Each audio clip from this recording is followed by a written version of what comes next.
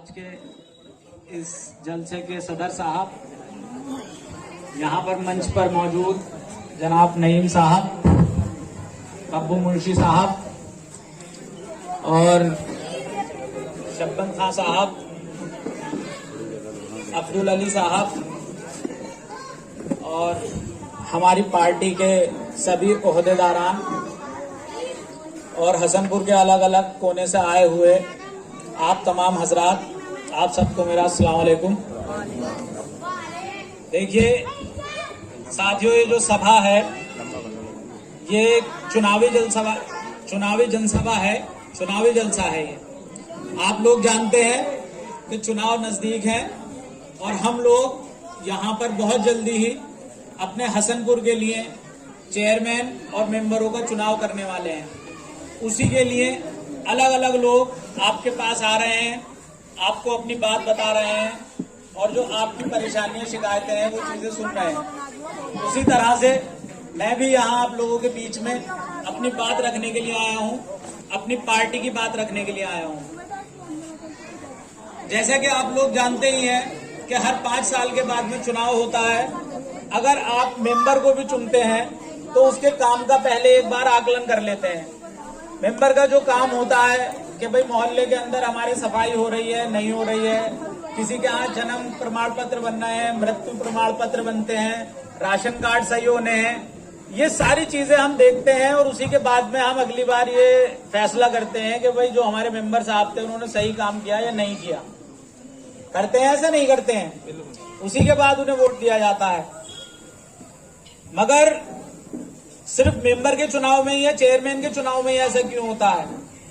हम लोग सन 1992 से एक ही पार्टी को लगातार वोट देते चले आ रहे हैं, थोक के भाव वोट देते चले आ रहे हैं, मगर हम उनसे कभी ये नहीं पूछते, कभी उनके काम का आकलन नहीं करते कि भाई हम लोग यहाँ 20% की तादाद में हैं, हमने आपको लगातार वोट किया है, आपने हमारे लिए क्या किया?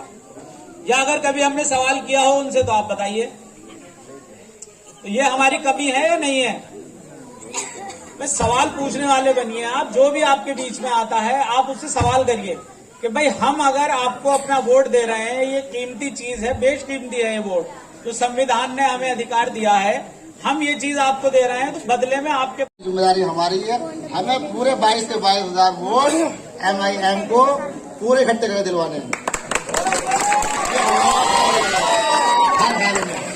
इसके बाद में मैं खत्म करता हूँ क्योंकि बात गलत खराब है इस वक्त। ठीक है भाई, अस्सलाम वालेकुम।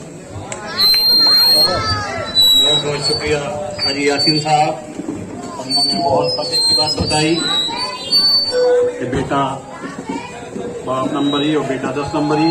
और इसकी एक और मिसाल मैं आपको बता दूं, अभी आजमगढ़ में रमाकांत यादव को गिरफ्तार किया गया, उसको सजा हुई तो उससे मिलने के लिए अखिलेश यादव 4 दिन में ही जेल में पहुंच गया, जबकि शहजुल इस्लाम उसी जेल में मौजूद था, विधायक था, इसी पार्टी का था, लेकिन उससे मिलकर नहीं आए।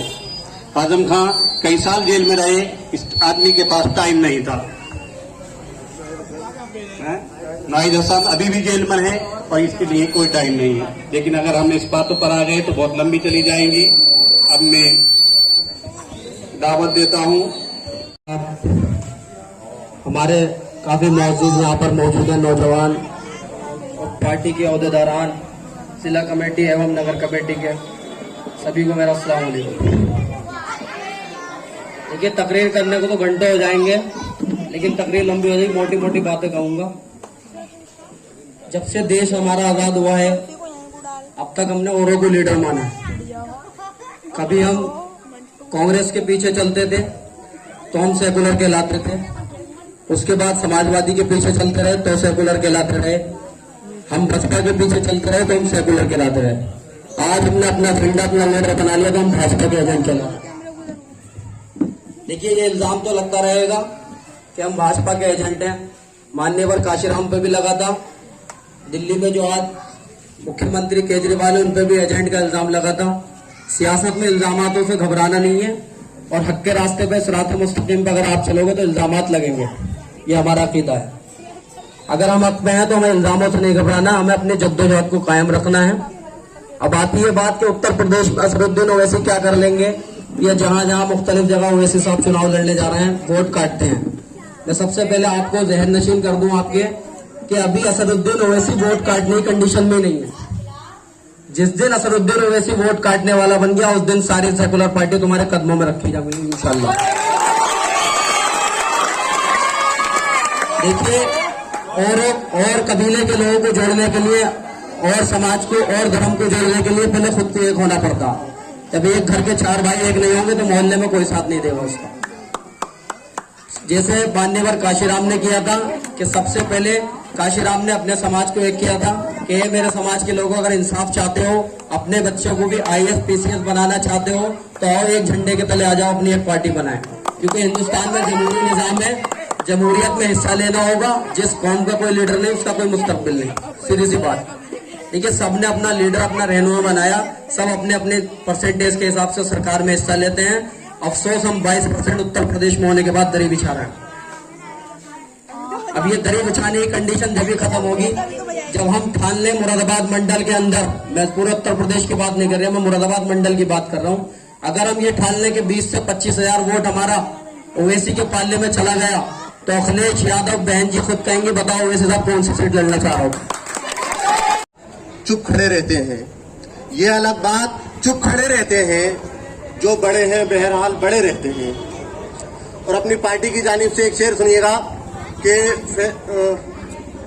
फैसला जो आयशा साहब के लिए सुनाऊंगा, मैं चाहूंगा कि फैसला जो भी हो मंजूर होना चाहिए, फैसला जो भी हो मंजूर होना चाहिए, जंग हो या इश्क हो भरपूर होना चाहिए। और कट गई उम्र जिन हाथों की पत्थर तोड़ते तोड़ते, अब तो इन हाथों में कोहिनूर होना चाहिए।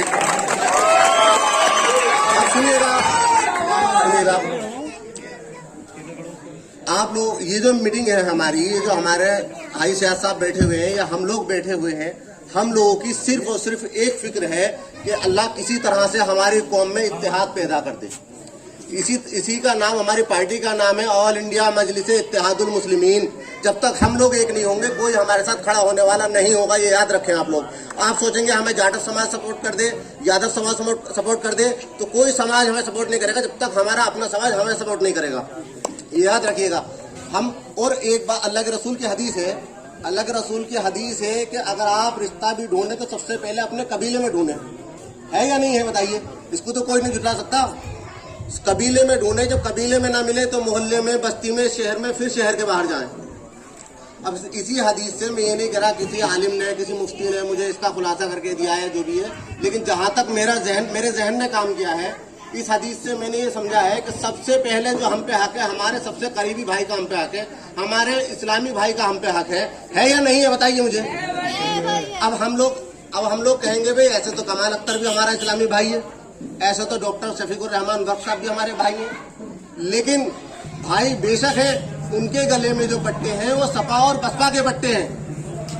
वो अपना